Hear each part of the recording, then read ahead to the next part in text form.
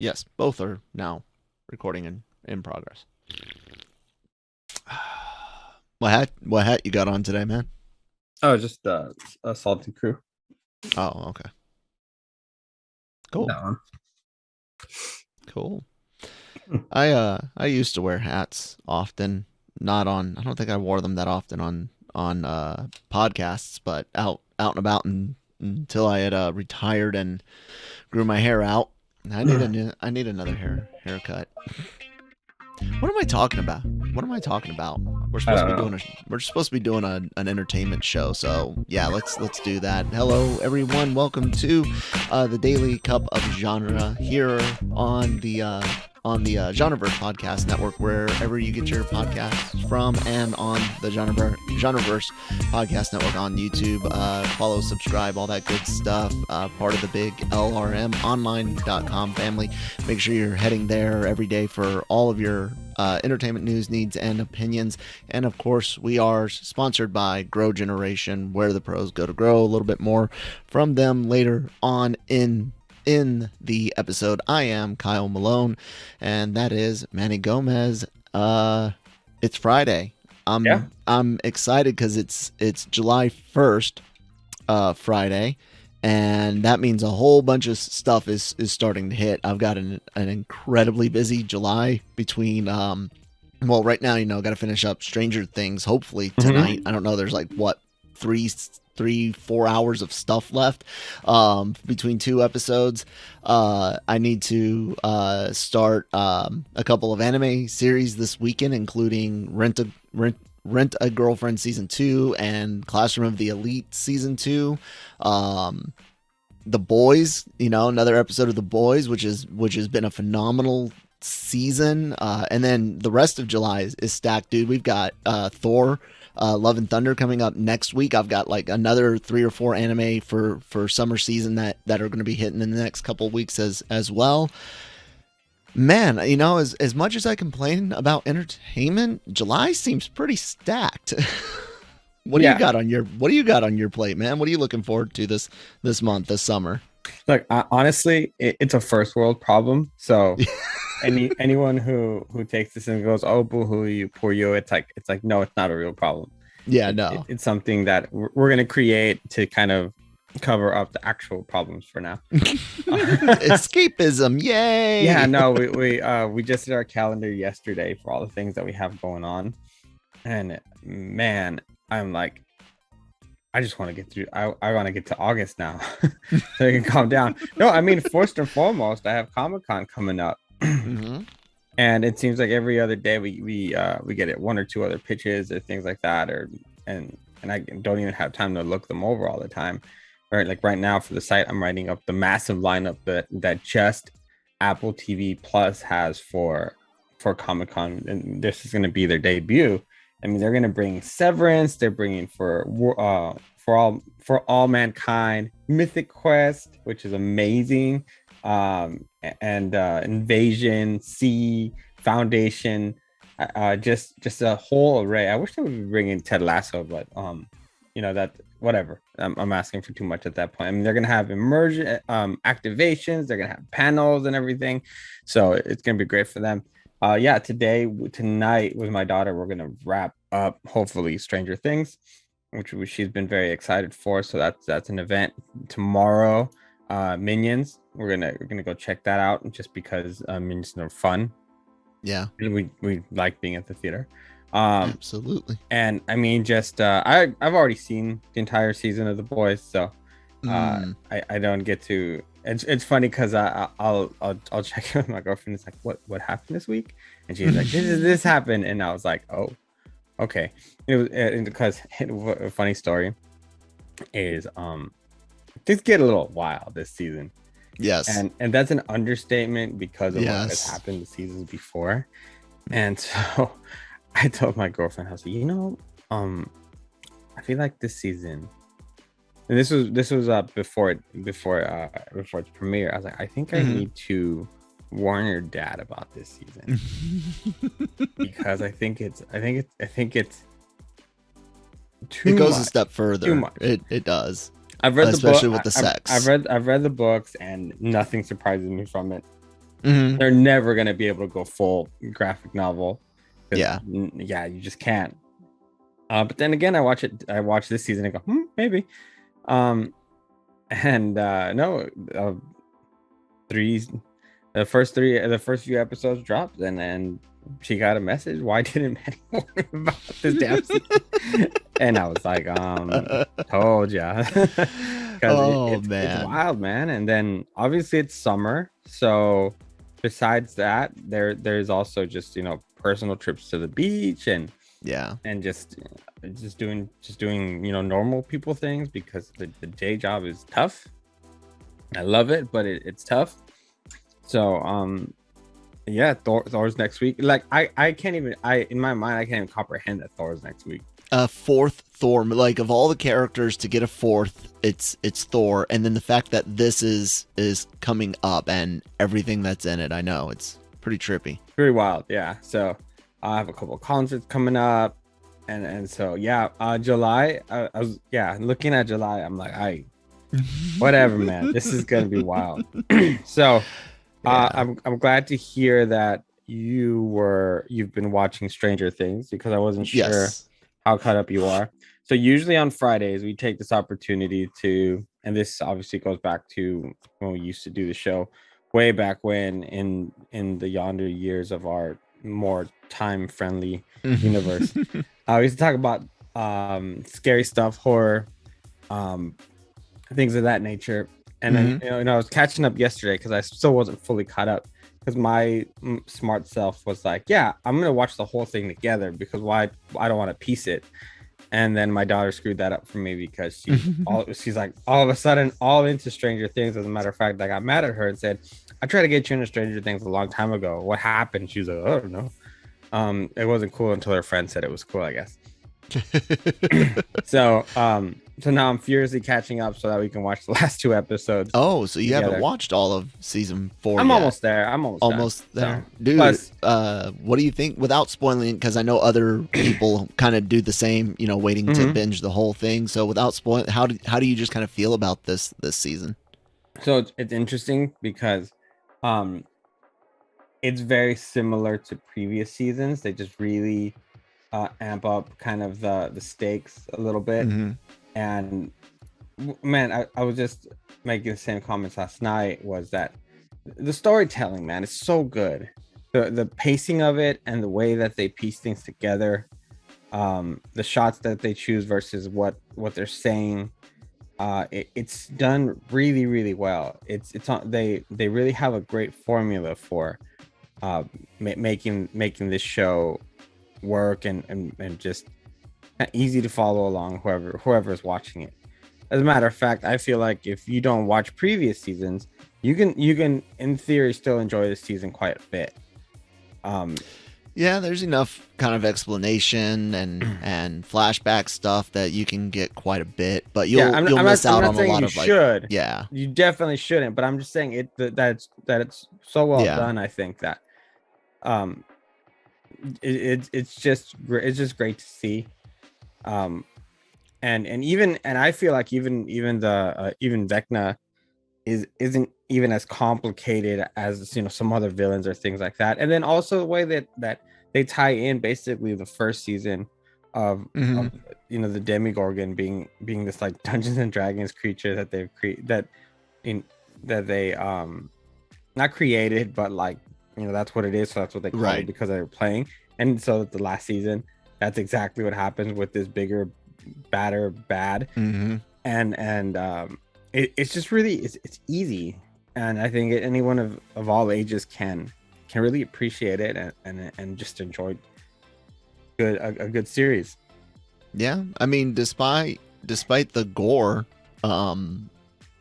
and blood, this is a relatively, like you kind of said, all ages show. And in general, when you say all ages, you're not talking like 5 and 6 year olds. You're talking like 10 and above. All ages. Like the E grade on a video game, I think, is like 10 plus. Like everyone is 10 plus. So depending on your kid and your own taste and tolerance for blood and guts, Lucas, for a lot of the Stranger Things, we have no issue with him seeing it. He saw Doctor Strange Multiverse of Madness in theaters, and that had a shit ton of blood and gore as well.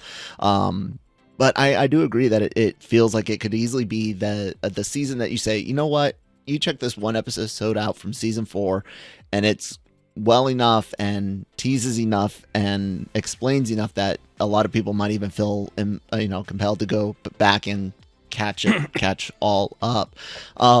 Without spoiling anything, one thing that was mentioned in the news a while ago from the Duffers is that not everyone might make it to season 5. There's not going to be a season 5.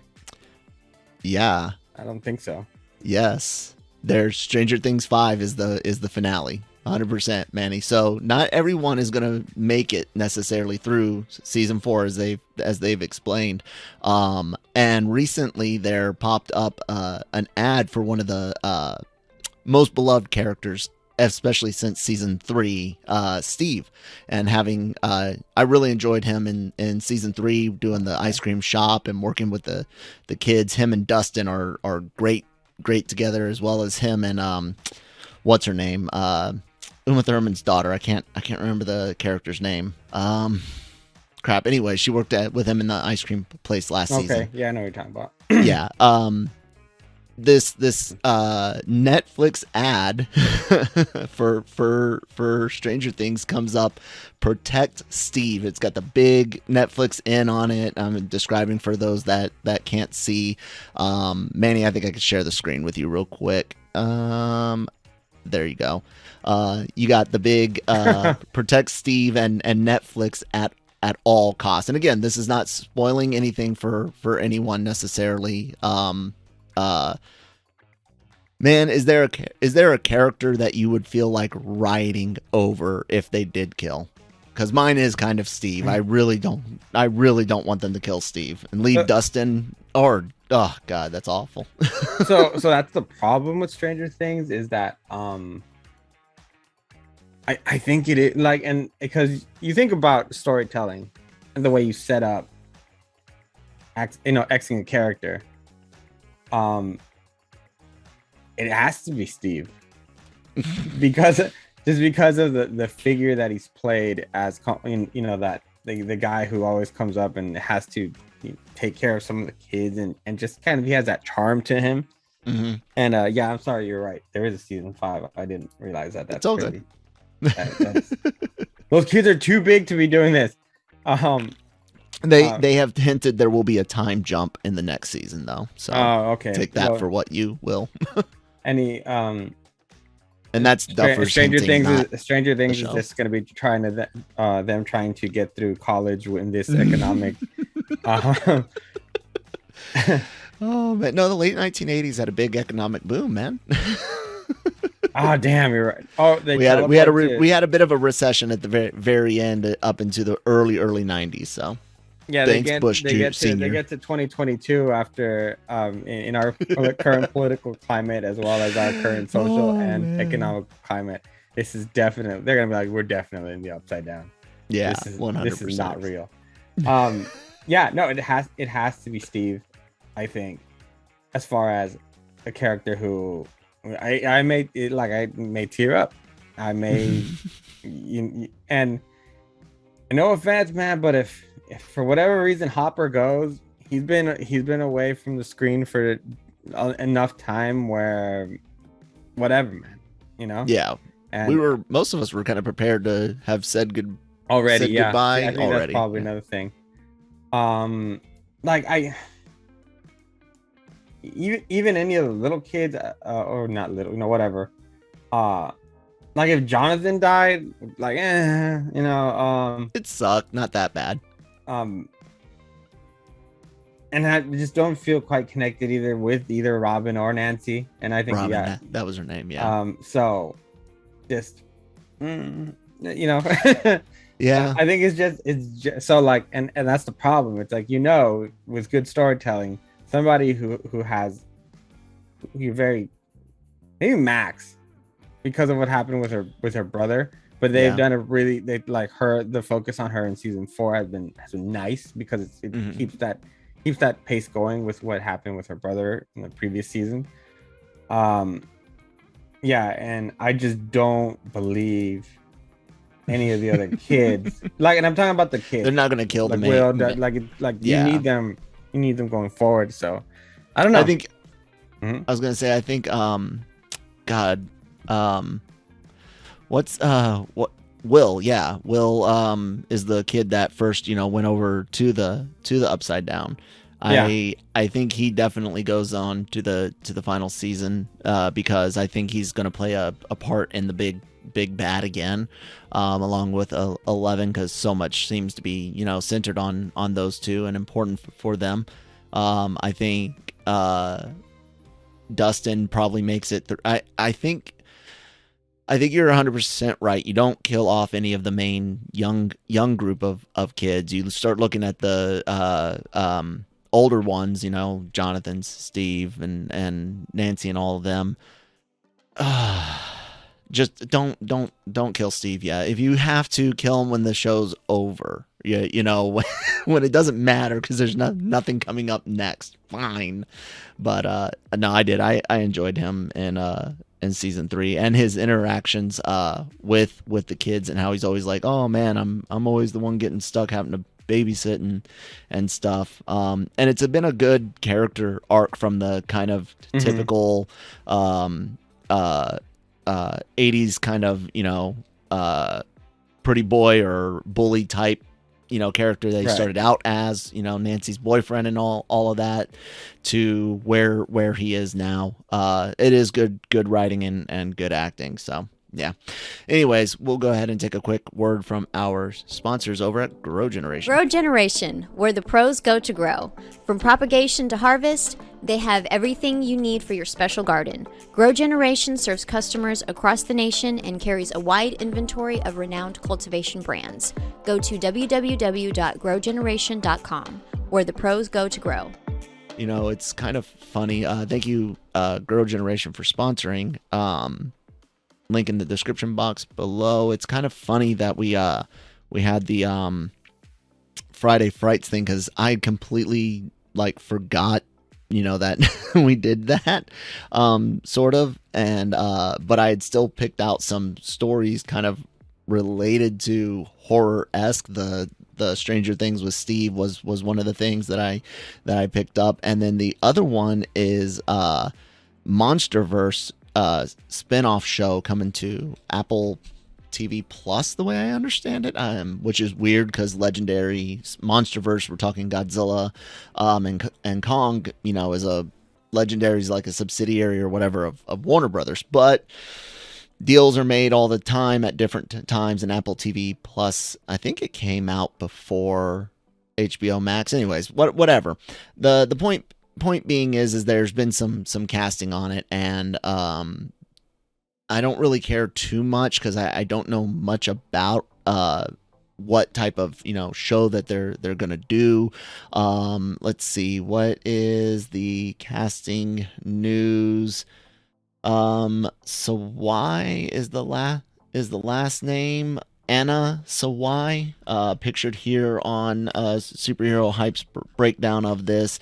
I'm going to be playing a character named Kate, a school teacher and survivor of what is now being called G-Day, so Godzilla's emergence. In the wake of Godzilla's emergence, Kate travels to Japan to settle family affairs, but when Kate uncovers a family secret, she decides to dig deeper and find answers. Meanwhile, Ken Watanabe's character, I'm guessing, because this deals with... No, Ren Watabe. How did I see? Because Ken Watanabe's in the movie, and I filled in letters that weren't there. So, Watabe, I'm guessing... I might be trying to pronounce a name that's not Japanese, but we'll play... No, Kentaro. Okay, an intelligent, creative, and curious young man who has yet to find his own path. Kentaro's family harbors its own secrets thanks to his revered yet mysterious father, and his quest to learn more leads him to discover his own talent. So just kind of, man, what do you think about a Monarch focused Godzilla universe, MonsterVerse TV show. Is that anything interesting to you? Anything What I just read? Anything Godzilla related is something I'm interested in. Mm-hmm. My only concern with it is don't try to show me the big guy if you're gonna have to do it in a very cheap fashion. So keep him on like a monitor where it has to look bad, or use footage from the movie if you have to, if you can. Well, this is set between 2014's Godzilla Right. and King of the Monsters. So yeah, because it's set in the aftermath of what happened Mm-hmm. in San Francisco. So what I'm saying is, if you have to use footage of Godzilla, do it from the movie. Something that does exist. Yeah. And don't, or put him on a monitor, like I said, or something where you can kind of if you're watching him on your phone or something. Right. Don't try to give me the Godzilla if he's gonna like he was gonna If look it can't look like the movies, right? Don't use it. Yeah. Yeah, if he's gonna look, because like we're seeing this right now in the way that they're developing, or they develop She-Hulk. You put him next to the Hulk. Movie Hulk does not look the same as TV She-Hulk, and so that's the only thing I wouldn't want. And then just give me a good story. Usually things that Apple TV Plus have been really good as far as story wise. I haven't been necessarily too disappointed with anything yet that I've watched. So I kind of feel like they have a good eye for good storytelling. Mm-hmm. And so I'm excited for it. Kaijus are my thing as far as Godzilla and all those great titans that have came in the past. So seeing a different side of it is cool. Plus it's on a streaming service I already have, so why not?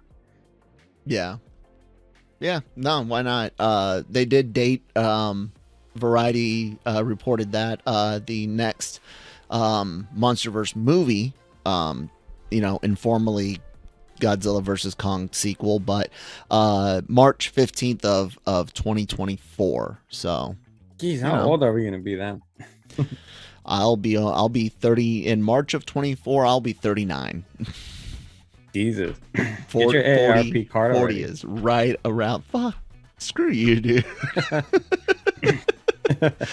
I really do, and I really did enjoy the Godzilla reboot, if you will, the 2014 movie. I enjoyed King of the Monsters, and thought Godzilla vs Kong was as good as it could have possibly been. I don't think there was a way to do that movie, and it really towed the line between utter ridiculousness and making sense for the universe that they had created, and I enjoyed it. It's always been that way though.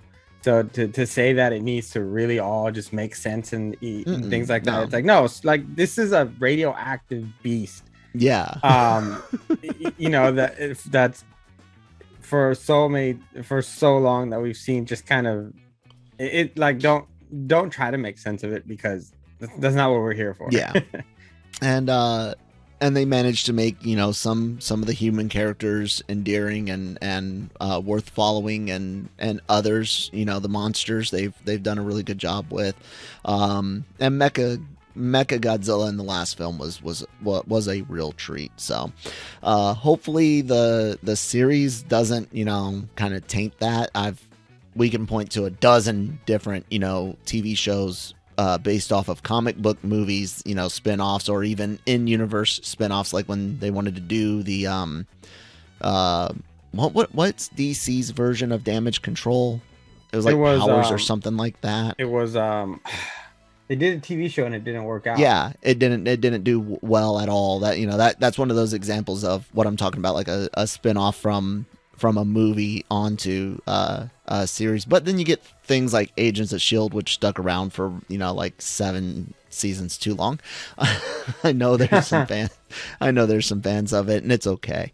Yeah, man, I don't really have anything else planned for today. It was a good little Friday Fright. What you got something? I do. So okay. One thing I did wanted to talk to you about, because of it's Friday, because of Stranger Things, and you had touched on it a little bit earlier, and with the gore, with some of the scares, and with how dark Stranger Things is. Do you think that Stranger Things, because of its appeal, especially to the younger demographics, just because obviously it's kids doing like dark Goonie things, kind of, do you think this sets up a new generation of horror fans? I think it definitely helps it. Having an 8-year-old who is very connected into YouTube and very connected into like what other kids are into. One thing I'm seeing a lot of is like survivor horror games and creepy games like Poppy's Playtime.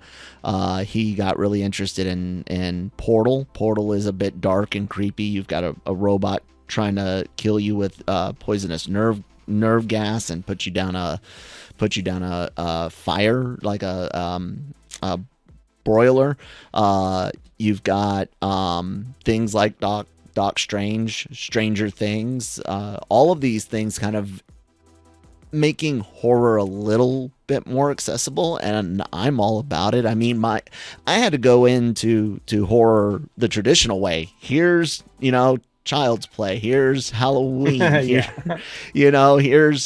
at a way too young of an age, The Exorcist, and sometimes that works, and sometimes it doesn't. One of my shelves back here that you guys can't see, that it's too much bokeh effect, but you see the Ghostbusters trap there. That whole shelf is just some horror stuff and Ghostbusters stuff, and classic legend, classic Universal Monsters pops. I've got some custom figures that my cousin did from Behind the Mask, The Rise of Leslie Vernon, the best slasher flick ever. I promise if you've not seen Behind the Mask, go watch it now.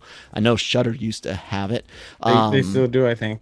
Yeah, it's such a good movie. Oh my god. I love horror, and it's been kind of fun, Lucas, getting into it because of our personal views, and not stating anyone else's are right or wrong, or ours are right or wrong. They work for our family. Most gore and blood doesn't really bug us. So vampires and zombies, real fantastical things like that, if he's not bothered by it, we monitor and check everything. But if he wanted to watch like Zombieland, for the most part, I'm down with it. Like, the most weird part besides the blood and guts of that is the stripper with the tassels running at the beginning, and a few jokes. But in general, I don't have an issue with that movie is the damn clown underneath the bathroom stall. That was the most startling part of the entire movie. Yeah, so I'm down with it, man. But I think that you are getting people like you and I making entertainment that we liked horror when we were kids, but we didn't have any necessarily like kid friendly horror. It's not until you get to like the mid 90s when you start getting things like your Are You Afraid of the Dark being real popular, early mid 90s, and I like Goosebumps. Goosebumps was the other one that I was going to bring up. And I used to watch Tales from the Crypt. That's actually more adult. Yeah, that's definitely more adult. So that's what I'm saying is you were very, very limited on kind of like all age friendly horror, and you had to know what you were looking. Are You Afraid of the Dark is on a cable network only, and then you have Goosebumps, which you have to be a knowledgeable of the books at first, otherwise you might not even know the show. The show is a thing. But now, especially thanks to YouTube game streamers, I think gaming is probably like the biggest key to exposing people, including our kids, to different genres. And how do you feel about it, man? You think it's too much for some, or what? I think that it is a case by case situation. In our family, when Emma was growing up, it was we had thing is that she also went to conventions and stuff, so she was able to understand the difference between makeup and Yeah. reality, and what's on the screen versus what is real. Mhm. So it was easier to get her into different things. Plus, the thing is, sometimes in Mexican households, whatever somebody's watching in the living room is what everybody's watching. Of course, that's not really the case as much anymore, because that's the reason why I watched Silence of the Lambs, was because my dad was watching it in the living room, and that's the TV that we had growing. And so, but you know, with kids that have tablets and things like that. Plus, she plays games like Fright Night at Freddy's, Five Nights at Freddy's, whatever. Resident Evil. Yeah. So I mean, with what she sees in those games and able to still have a more mature take on them, you know, who am I to tell her she can't watch certain things, especially when she's watched like The Conjuring, Annabelle. I mean, just things like that. And if you don't feel, and this is by no means us telling you should let your kids watch horror, because it can depending on the kid, it can really screw them up. Yeah. Me and freaking aliens with Fire in the Sky. I'm permanently scarred. Yeah, so it's just, but I think that a show like Stranger Things, it's a good segue, because there's just enough of everything to give you a taste of it, and I think that if you really liked it, then it can be a gateway to checking out other stuff, like probably a Conjuring, just because it has a whole universe of movies that you can check out. And that would be like the next level, of course, but I think that there wasn't a show necessarily like this, like you're saying, for us growing up, to kind of segue us into the next level of horror. And then from there, once you're there, it's you can go different directions, to like a slasher, to a crime thriller, basically, like and just you're playing like demons and things like that, like an Exorcist or possession type of movies like The Conjuring, or Insidious, for example. And I mean, if you can, honestly, I've always find that Insidious and The Conjuring, despite the fact that some people confuse them because they have similar actors, if not the same in a couple of them, if you enjoy those movies, it's game on as far as horror, because those are some of the best. And then you can watch something as simple as Signs, which is also another, I feel like it's a kind of a gateway movie into horror, because it's easy. It's a little bit easier. So is Alien's a good one, because you're thinking sci-fi, but it's 100% a slasher flick. I agree. So I just I think it has a cool potential, and for somebody who's a horror fan, I'm like, for example, I was very excited to see that The Black Phone, I know it doesn't sound like an achievement, but was number 4 in movies, above Lightyear. And because usually it's just like 23 whatever million or something, and it's like, we won it, or having sometimes like on IMDb having like a 6 is considered like it was a great horror movie. I've always and so I think that I just want more people into it, just because I think it's a really cool genre. And storytelling, it has a lot of times, there's great storytellers there, great makeup effects.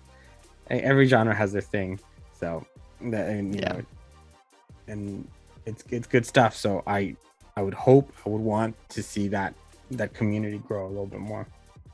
I wonder when the next great memorable horror comedy will come out. Things like Idle Hands, Shaun of the Dead, those types of memorable horror comedies, because that's something I've always really enjoyed is horror comedy. It's tough, man. And horror is created by whatever society is throwing at us. So it'll be interesting to see what the next wave brings us. Yep.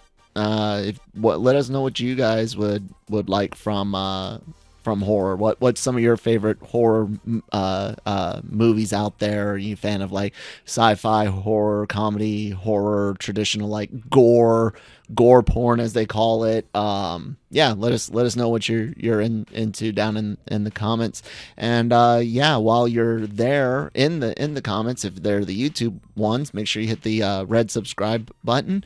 Check out great shows like the Daily Cup of Genre every Monday through Friday, and many, long distance high five. We made it a whole week. Boom. Mm-hmm. And so make sure you guys are back here on Monday for more. We also have Anime-Versal Reviews. We'll be doing Classroom of the Elite Season 1, hopefully in prep for Season 2, but that's kind of up to the other two if they want to try to do two seasonal anime for the summer. We do trailer reactions. I do trailer reactions as part of Genre Shot on YouTube. All of our shows, including Marvel Multiverse Mayhem, Breaking Geek Radio, the Cantina, and everything else that I mentioned besides the reactions, also go up on your favorite podcast apps, whichever one you get podcast from. We're probably there for free, so please do follow. And of course, lrmonline.com every day for all of your entertainment news, needs, and opinions. If you have ever considered writing, check out the website right now. On the front page, we have an article. You can write Michael at lrmonline.com, email him and say, hey, I'm interested in writing about anything from wrestling to computers to, if it's entertainment, if it's something you use when you're bored or because you enjoy, something you watch, listen to, participate in, and you want to write about it, D&D, you want to write about D&D, let us know. Hit us up and we can show you guys the ropes and help you start publishing writings. Build that artists call them portfolios. I don't know what writers call them. Anyways, do all that. I'm at that Kyle Malone on Twitter. Manny, you want to plug thyself? Like myself, like an iPhone. Yeah, I am at the Manny Gomez Media. Manny, sorry, no, I'm not. That's incorrect. There's no the. I'm at Manny Gomez Media on Twitter, and I'm at riddlemethis_510 on Instagram. And I will be in the pool all day tomorrow. Nice. I gotta find out what like accessible because I got disabilities, what type of accessible beach stuff we've got here. I have no idea. I haven't been to the beach in years. Anyways, guys, we'll talk to you. Hopefully, we'll talk to you guys on Monday. All right. Have a good weekend, y'all.